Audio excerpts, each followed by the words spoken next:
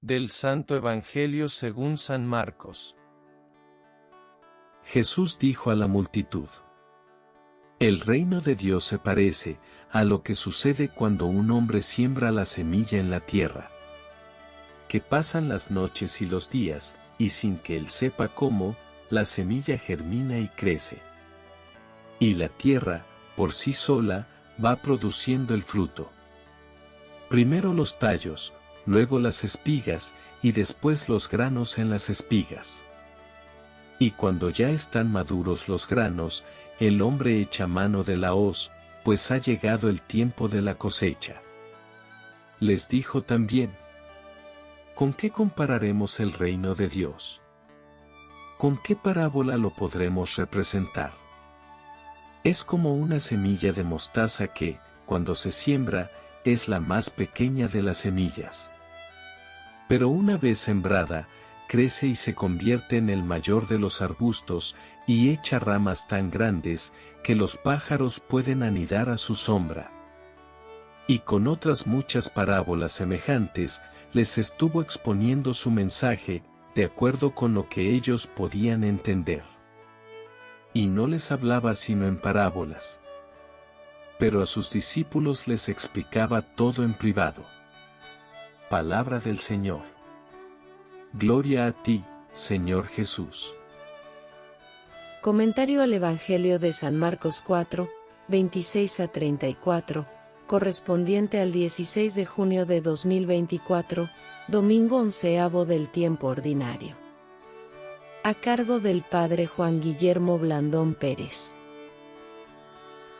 Para entender el Evangelio de este domingo, es muy importante que tengamos presente el inevitable choque entre la buena nueva predicada por Jesús y la cultura de muerte espiritual, que ya para ese momento reinaba dentro del antiguo pueblo elegido por Dios.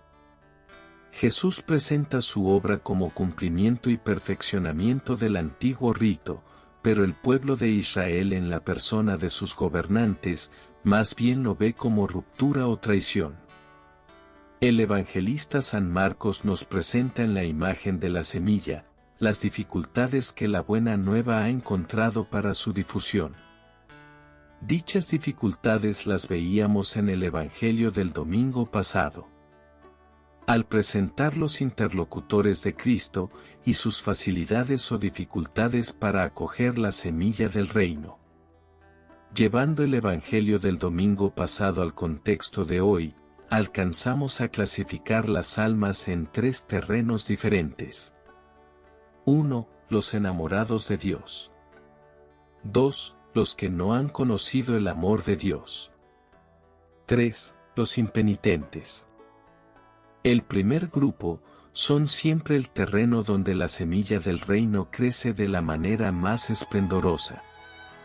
Su escasez económica, su sencillez de espíritu, su paciencia ante el dolor, los conducen de forma casi automática y natural a ser los grandes enamorados de Dios, y los más cercanos al corazón del Verbo encarnado.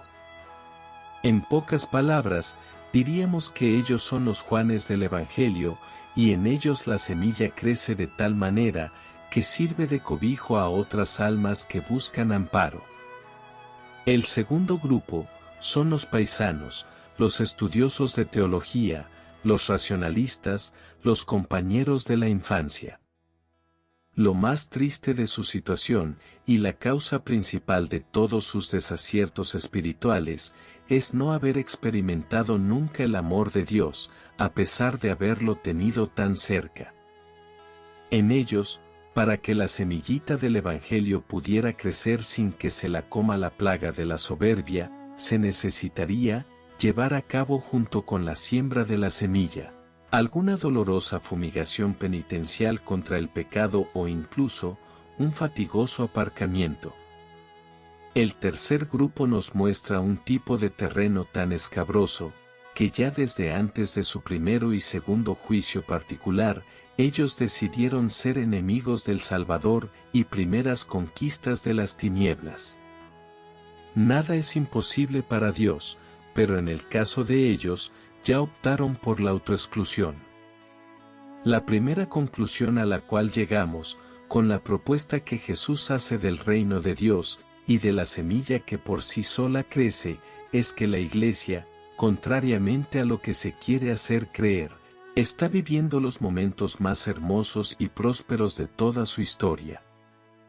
El motivo de ese inesperado crecimiento es, que la difusión del reino, no está siendo llevada a cabo por los agentes de pastoral, que actualmente atraviesan por su peor momento, sino como un milagro evangelizador de Dios, que hace nacer y crecer esta semillita en quien, caminando por el camino estrecho de las virtudes, hace de su corazón, terreno fértil para la semilla del reino.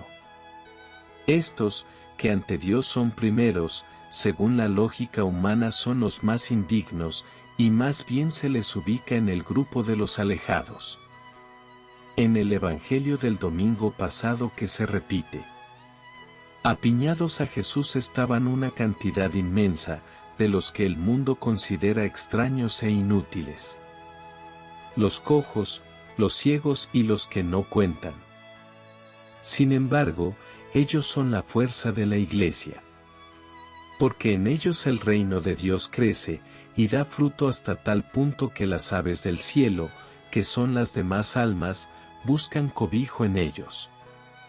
La semilla divina, sin que nadie más que Dios se diera cuenta, creció en ellos y muchas almas buscan refugio en las ramas de su espiritualidad.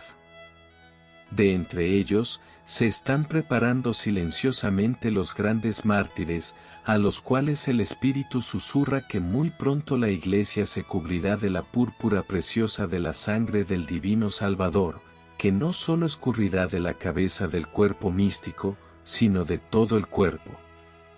Esa sangre rejuvenecerá la Iglesia. Serán las mejores víctimas de amor, que harán recordar estos tiempos como los más prósperos y fecundos de la Iglesia. Entre ellas están las nuevas Lucías, que ahora no se llaman Lucías, sino que tienen otros nombres como Chonitas.